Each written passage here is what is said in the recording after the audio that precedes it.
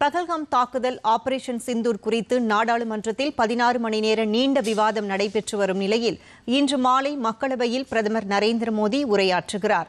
முன்னதாக நண்பகல் 12 மணிக்கு உள்துறை அமைச்சர் அமித் ஷா உரையாற்றினார். அப்போது நேற்றைய நடவடிக்கையில் பகல்காம் தாக்குதலில் ஈடுபட்ட சுலைமான், அப்கான் மற்றும் ஜிப்ரான் ஆகிய 3 பயங்கரவாதிகளும் கொல்லப்பட்டதாகவும் அவர்களுக்கு உணவு வழங்கியவர்கள் முன்னதாகவே கைது செய்யப்பட்டதாகவும் அவர் தெரிவித்தார்.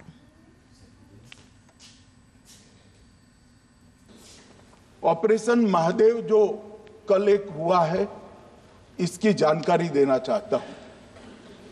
माननीय अध्यक्ष जी, कल ऑपरेशन महादेव में सुलेमान उर्फे फैजल जट, अफगान और जिब्रान 3 आतंकवादी सेना, सीआरपीएफ और जम्मू कश्मीर पुलिस के संयुक्त अभियान में ऑपरेशन महादेव में मारे गए.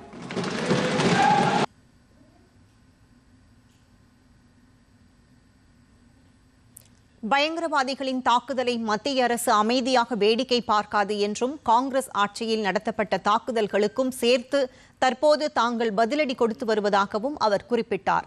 பாகிஸ்தான் ஆக்கிரமிப்பு காஷ்மீர் பகுதி உருவானதற்கு காங்கிரஸ் பிரதமர் நேருவின் போர் கொள்கைகளே காரணம் என்றும் அவர்களது ஆட்சியில் சிந்து நதியின் தண்ணீர் பகிர்வு 80% அளவுக்கு பாகிஸ்தானுக்கு வழங்கி ஒப்பந்தம் செய்யப்பட்டதாகவும் அமைச்சர் அமித் ஷா குற்றம் சாட்டினார்.